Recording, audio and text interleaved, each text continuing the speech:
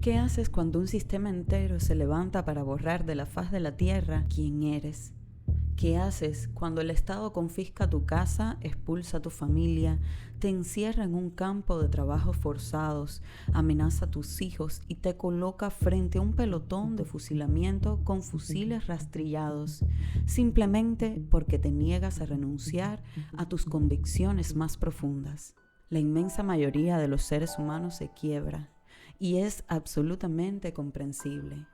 Ante el dolor físico, la humillación sistemática y la amenaza inminente de la muerte, el instinto básico de supervivencia nos grita que cedamos, nos dice que disimulemos, que callemos, que firmemos la confesión, que sobrevivamos un día más.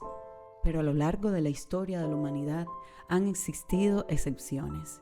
Seres cuya fe no era una mera postura filosófica, sino una sustancia tan dura que terminó mellando el acero de las tiranías más feroces. En el año 1990 se estrenó en las salas de cine una película independiente titulada China llora, dirigida por James F. Collier.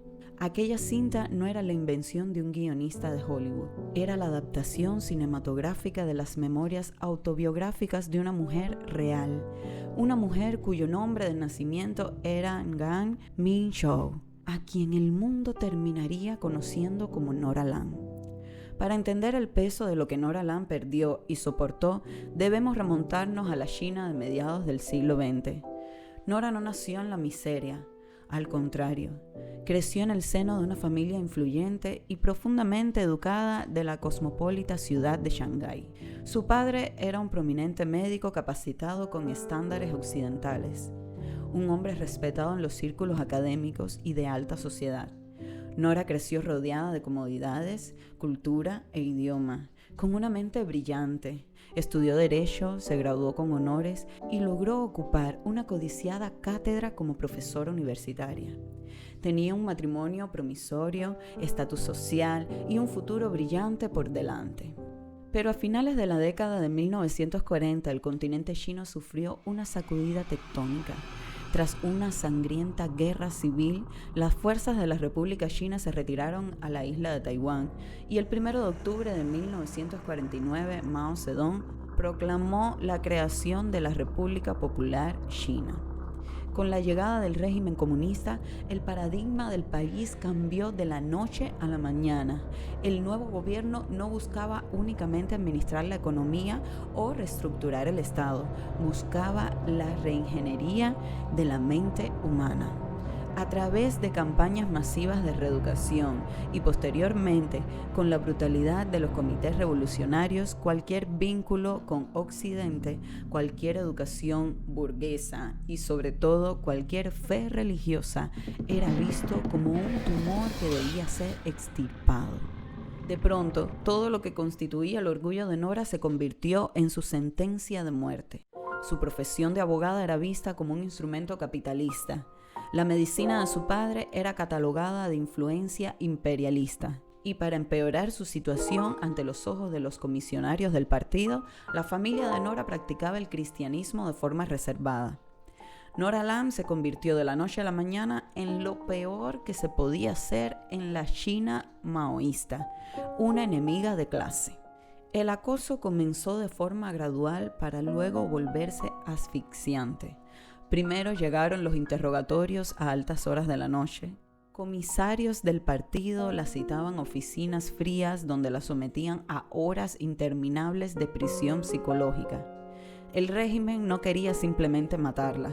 El objetivo de las llamadas sesiones de lucha o autocrítica era la humillación pública y el adoctrinamiento.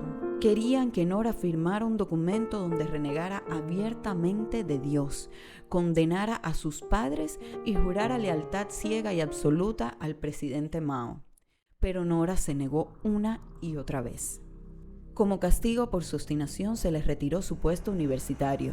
Sus bienes y los de su familia fueron confiscados y finalmente fue enviada a los infames campos de reeducación por el trabajo, conocidos como los laogai.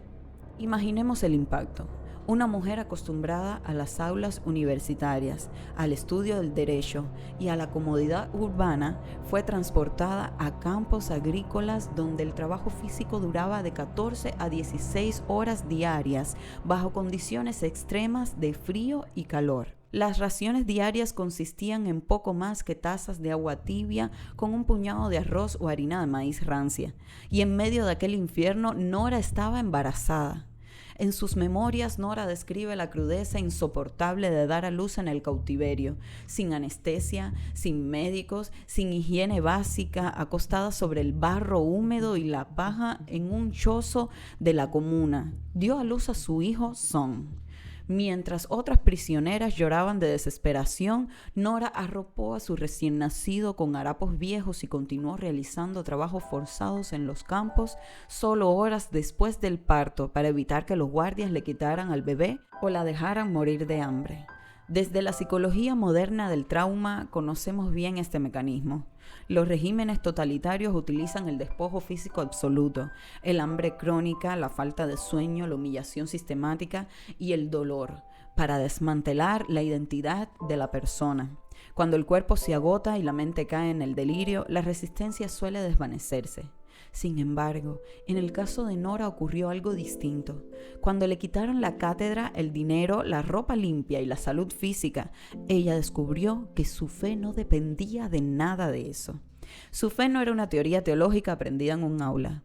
Era el ancla que le impedía naufragar en medio del barro. Con el paso de los meses, las autoridades del campo se dieron cuenta de algo que lo frustraba profundamente.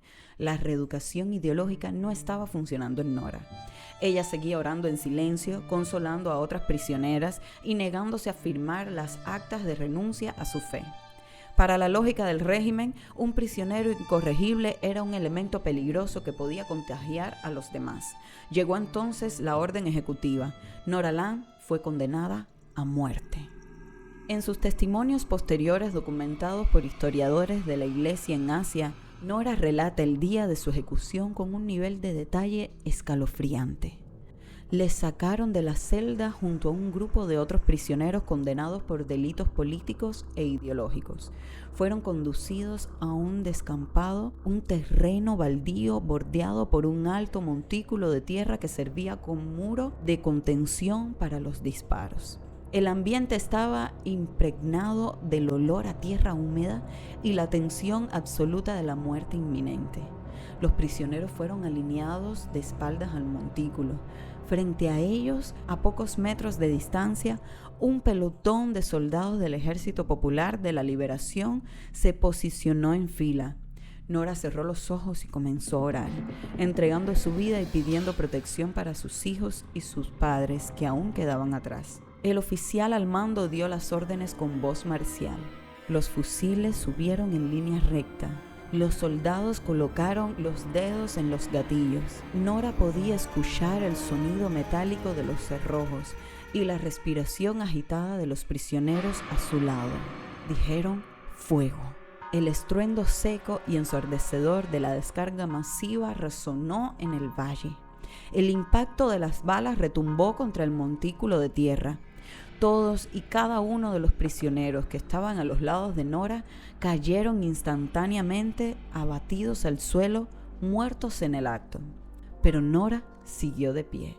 Según el testimonio de la propia Nora Land y de los informes que circularon posteriormente, en el preciso instante en que el oficial dio la orden de disparar, un destello de luz cegadora atravesó el campo y una ráfaga de viento feroz y repentino rugió entre los soldados y los prisioneros. Cuando el humo de la pólvora se disipó, la escena dejó helados a los ejecutores. Nora Land continuaba erguida. Ninguna sola bala había tocado su cuerpo, ni siquiera su ropa tenía un rasguño.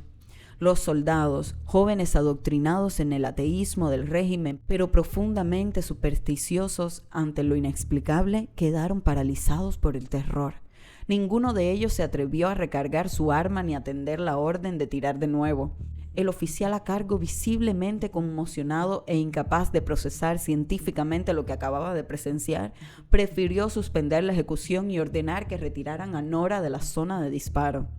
Aquel evento no solo le salvó la vida, se convirtió en una leyenda interna que sembró el desconcierto entre sus propios captores. La historia de Nora no terminó en ese campo de ejecución. Milagrosamente, en los años posteriores, en medio de la confusión política y de las brechas burocráticas que siguieron a los periodos más duros de las purgas, la familia de Nora logró activar contactos diplomáticos y obtener permiso de tránsito. Tras superar inspecciones fronterizas donde un solo paso en falso significaba el regreso a prisión, Nora Land logró cruzar la frontera y escapar hacia Hong Kong junto a sus 3 hijos y sus padres. Cualquier persona que hubiera atravesado semejante infierno, que hubiera visto a su país destruido, que hubiera sido humillada, hambriada y puesta al borde de la tumba, tendría motivos de sobra para pasar el resto de sus días alimentando el odio, la amargura y la sed de venganza contra el sistema que destruyó su juventud. Pero Nora Land entendió algo revolucionario. Se trasladó a los Estados Unidos y fundó la organización Nora Land Ministry. Durante más de 4 décadas, dedicó cada día de su vida a recaudar fondos no para armar una resistencia militar, sino para enviar ayuda humanitaria masiva a China. Toneladas de comida, suministros médicos básicos y miles de Biblias clandestinas fueron introducidas de contrabando en la China continental para sostener a los campesinos y a los perseguidos. Nora no regresó a su patria con odio, regresó con compasión.